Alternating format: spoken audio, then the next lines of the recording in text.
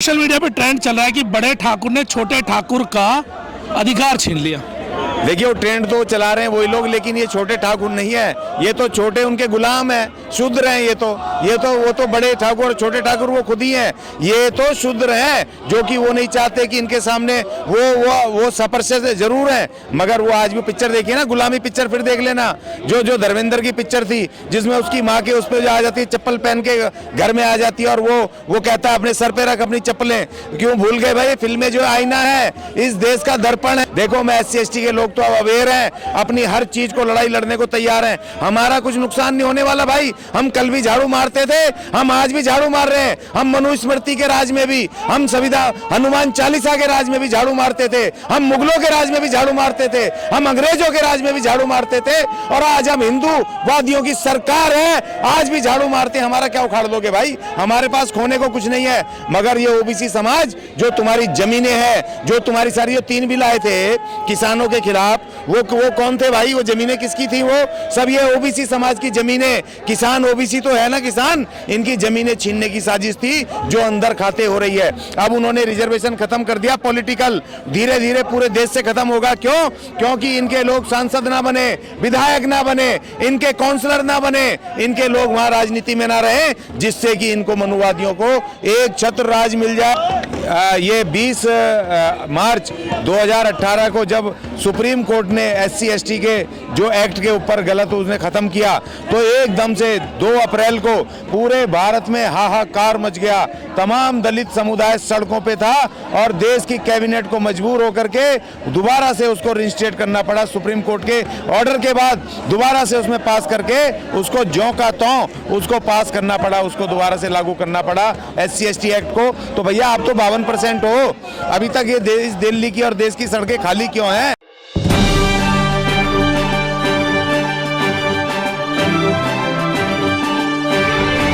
नमस्कार, मैं सरदार बलविंदर सिंह, आप देख रहे हैं TV प्राइम।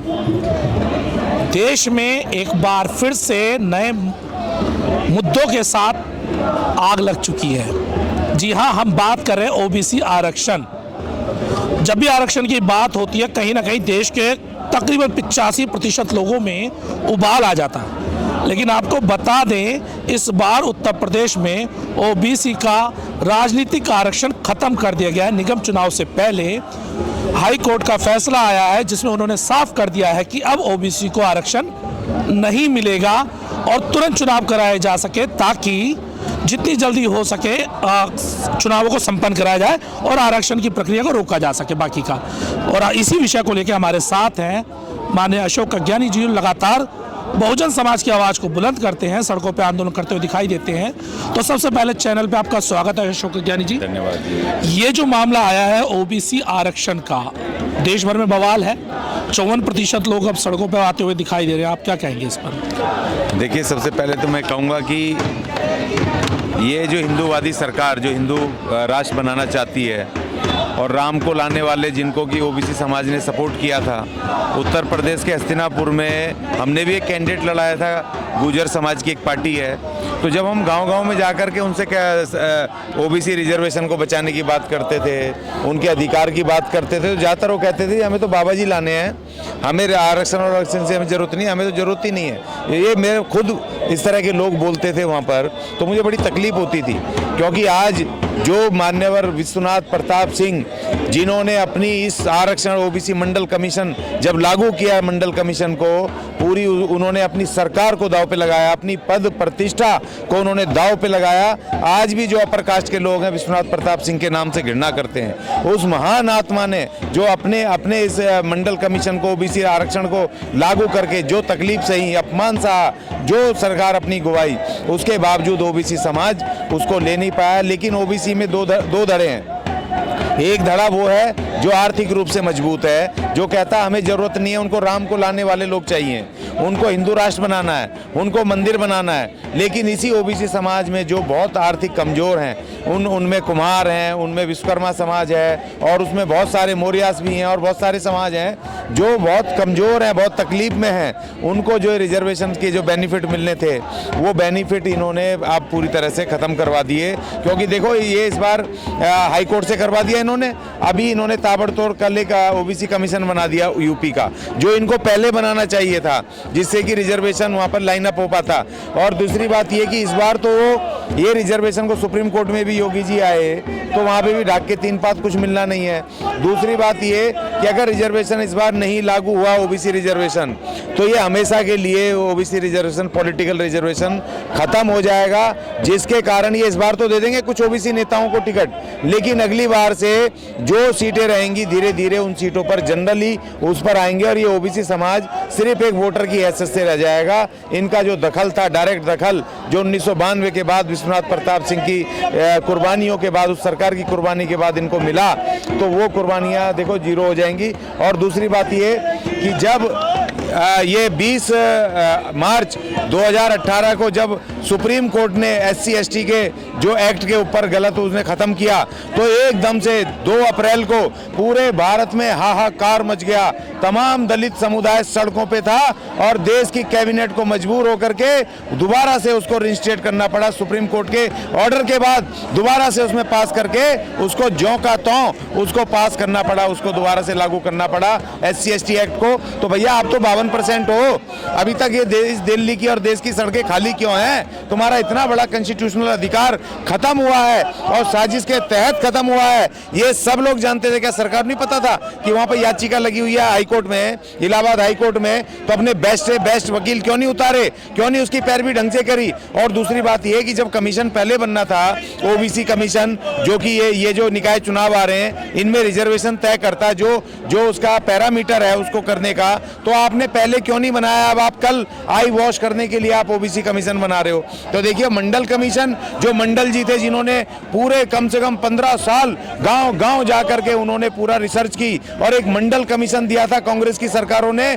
उसकी मंडल कमीशन की उनको जो सिफारिशों को दबा के रखा हुआ था उसको मान्यवर विश्वनाथ प्रताप सिंह ने लागू किया और लोग जल के भी मरे, तमाम लोग हाहाकार मच गया देश में। मगर उस महान आत्मा ने कहा कि भले ही मुझे अपनी जान गंवानी पड़े मगर ये मैं वापस नहीं लूंगा मंडल कमीशन। बाद में सुप्रीम कोर्ट ने उसको एज इट इज लागू किया था जो उनकी वो थी। तो देखिए तकलीफ की बात है कि इतना बड़ा ओबीसी समुदाय और आज इतना बड़ा अधिकार जा रहे हैं। भाई जिसको नहीं चाहिए मत लेना, लेकिन जो ओबीसी समाज में गरीब कमजोर तबके हैं उनको तो मिलना चाहिए था। और देखिए बहन मायावती जी ने सबसे पहले इसका विरोध किया कि ये गलत है, ओबीसी समुदाय का रिजर्वेशन नहीं खत्म होना चाहिए। देखो अभी तो इन्होंने पॉलिटिकल खत्म किया है, अभी तो आने वाले उसमें इन्होंने अंदर खाते तो ये पब्लिक सेक्टर प्राइवेट करके इन्होंने ओबीसी रिजर्वेशन नौकरियों में भी खत्म किया है। उसके अलावा बजट और दूसरी चीज़ों में भी आता है, वेलफेयर की स्कीमों में भी वो तय है। मगर अब ये धीरे धीरे उन सबको भी खत्म करेंगे। अब ये अभी पॉलिटिकल रिजर्वेशन इन्होंने सबसे पहले खत्म करके इन्होंने बता दिया कि राम राज्य, हिंदू राष्ट्र अर्थात राम राज्य में भाई तुम शूद्र थे, तुम्हारा काम था कि ब्राह्मणों की सेवा करना, उनके प्रकाश के खेत आपको जोतने, उनके मवेशी चराना, उनके बच्चों के लिए दूध पहुंचाना, उनकी सेवा करना तुम्हारा एकमात्र लक्ष्य था।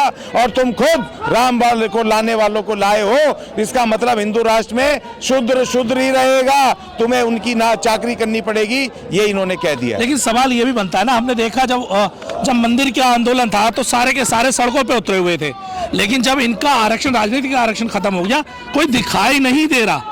तो इन्हें तो मुझे साफ ये दिखाई देता है कि मंदिर इंपॉर्टेंट है या इनके अधिकार अब इंपॉर्टेंट लग रहे हैं। देखिए इनको तो मंदिर ही इंपॉर्टेंट है ना, क्योंकि पिछले इतने वर्षों से ये मंदिर का आंदोलन ये उनकी ब्राह्मण ठाकुरों की तिलक तराजू और तलवार के लोगों की कितनी जनसंख्या है भाई, और उनके बच्चे कहाँ आते हैं? वो तो पढ़ रहे हैं विदेशों में, वो तो पढ़ रहे हैं हॉस्टलों में, वो तो IAS PCS की तैयारियां में लगे पड़े हैं, वो तो अपने काम में जुटे पड़े हैं। वो जो लड़ाई करवाते हिंदू बना के ओबीसी को ही तो बनाते थे और SC SC को ST को बनाते थे। लेकिन पिछले 20-25 साल में जब बाबरी मस्जिद का विध्वंस हुआ उसके बाद से जो इस देश के अंदर बहुजन मूवमेंट चले, कैडराइज चले, तो जो बहुजनों ने तो अपने SC ST को समझाया। आज ये जितनी मर्जी घोड़े खोल लें, चाहे पठान का विरोध करना हो चाहे किसी का विरोध करना हो, SC ST नहीं जाता। इन्होंने यहाँ कुतुब मीनार में गए थे ना, कुतुब मीनार को वो करके और वहां पर विष्णु स्तंभ बनाने, तो वहां पर 20-22 ही लोग थे, नहीं गए SC ST के, क्योंकि SC ST ने कह दिया हिंदू नहीं है भाई,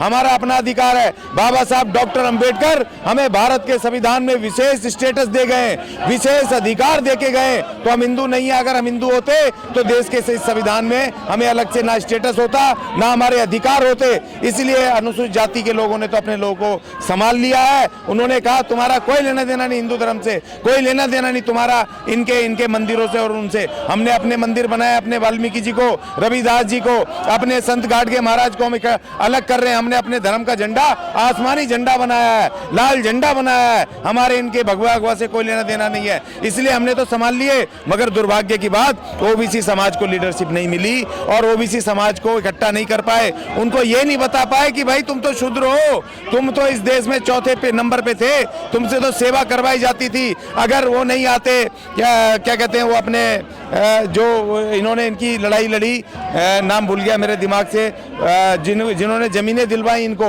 क्या नाम था उनका, वो इनके जो नेता एक आए जिनकी जमीनें कब्जा कर रखी थी, इन बनियों ने सारी उसमें ले रखी थी, सब जाटों को, गुजरों को जो जमीनें दिलवाई उस वक्त छोटू राम जी ने, सर छोटू राम जी ने। अगर वो नहीं आते, संघर्ष करते, तो आज भी इनकी जमीनें उन्हीं बनिए बामणों के पास गिरवी रखती और ये पैसा भी देते थे, लगान भी देते थे और वहां जाकर के उनकी जमीनें भी जोतते थे जो इनकी अपनी जमीनें थी। कर्जे में डुबो रखे थे, ब्याज पे ब्याज, ब्याज पे ब्याज, ब्याज ही नहीं खत्म होता था। तो इसीलिए अगर सर छोटू राम नहीं आए होते, अगर इनको कुर्बानी करके उन्होंने अपनी लड़ाई लड़के अगर इनको जमीनें नहीं छुड़वाई होती, तो आज इनकी ये इतनी अच्छी हालत नहीं होती। अगर डॉक्टर अंबेडकर नहीं आए होते, संविधान में अलग से प्रावधान नहीं करके गए होते, पिछड़ी जातियों के लिए अलग विशेष प्रावधान पढ़ने में, शिक्षा में, रोजगार में, पॉलिटिक्स में अगर नहीं करके गए होते, तो आज इनको नहीं होते। अब जाओ राम को लाने वालों को लाओ। अभी तो ये छोटा सा टेलर है, अभी तो पिक्चर बहुत बाकी है मेरे भाई, अभी तो तुम्हें गुलामी भी करनी पड़ेगी पिक्चर सामने। सोशल मीडिया पे ट्रेंड चल रहा है कि बड़े ठाकुर ने छोटे ठाकुर का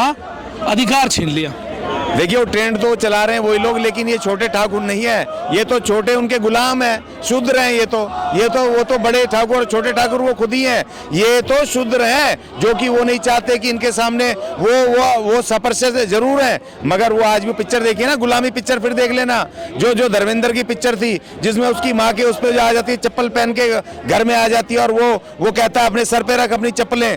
क्यों भूल गए भाई? फिल्में जो आईना है, इस देश का दर्पण है, जो फिल्में बनी है उनको देख लो भाई, हमारी बात मत सुनो, उनकी देख लो।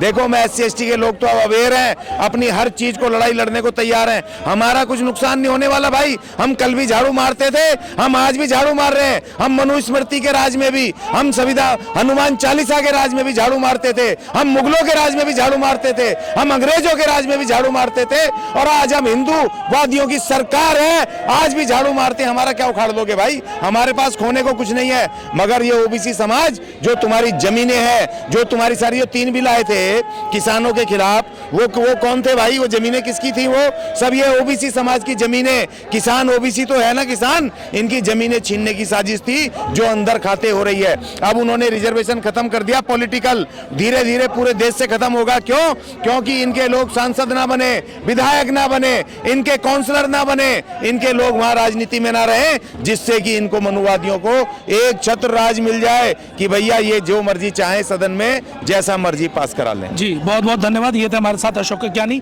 हमेशा बहुजनों की आवाज़ को बुलंद करते हैं और जो मसले हैं उनको उठाते रहते हैं। अगर वीडियो पसंद आए वीडियो को लाइक कीजिए, शेयर कीजिए, चैनल अब तक सब्सक्राइब नहीं किया चैनल सब्सक्राइब कीजिए। बहुत बहुत धन्यवाद।